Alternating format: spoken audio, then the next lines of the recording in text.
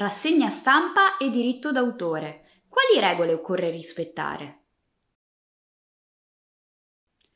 Capita di frequente che società, imprese, associazioni, enti o organizzazioni selezionino, raccolgano e pubblichino, ad esempio su una pagina dedicata del proprio sito web, le notizie che ritengono più importanti ai loro fini, tratte dai mezzi di informazione, ad esempio dalle testate giornalistiche.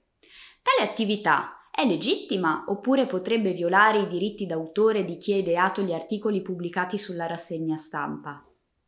La legge sul diritto d'autore prevede espressamente che, salvo patto contrario, i diritti di utilizzazione economica relativi agli articoli di giornale spettino all'editore della testata giornalistica, in quanto soggetto che si assume il rischio della pubblicazione. In linea di principio, la creazione di una rassegna stampa non viola i diritti d'autore dell'editore del quotidiano da cui vengono estrapolati gli articoli pubblicati sulla rassegna, a condizione che la rassegna stessa operi una selezione di articoli e notizie su specifiche categorie di argomenti di interesse degli utenti della rassegna stessa.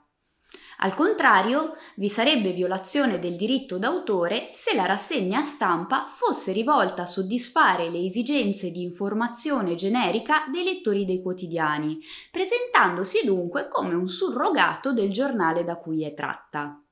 Copiare e incollare il contenuto dei giornali senza attuare una debita selezione di articoli corrispondenti a specifiche esigenze di una categoria di lettori ben individuata potrebbe integrare anche atto di concorrenza sleale se la rassegna stampa venisse realizzata a scopo di lucro. Un'altra condizione di liceità della pubblicazione di articoli di giornale sulla propria rassegna stampa è l'indicazione della fonte da cui sono tratti, oltre alla data e al nome dell'autore dell'articolo se riportato. Infine, l'articolo può essere liberamente riprodotto sul sito web dell'ente o del soggetto interessato solo se la sua riproduzione o utilizzazione non sia stata espressamente riservata dall'autore.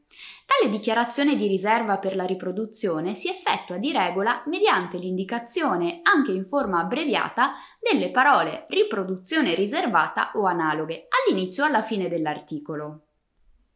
In tal caso, che si riscontra piuttosto di frequente nella prassi, l'articolo potrebbe essere pubblicato sulla rassegna stampa solo in caso di espresso consenso dell'editore della testata giornalistica, meglio se manifestato per iscritto.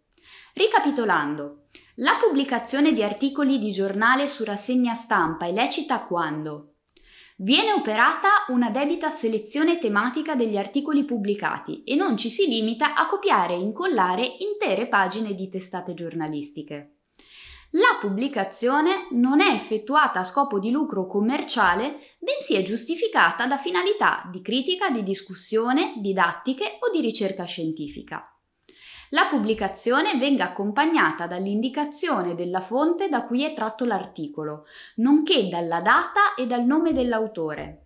La riproduzione dell'articolo non sia stata espressamente riservata, salvo consenso dell'editore alla pubblicazione espresso per iscritto. Iscrivetevi al nostro canale YouTube, abbiamo un'intera sezione dedicata al diritto d'autore. Per maggiori informazioni visitate il nostro sito e seguiteci sui social media.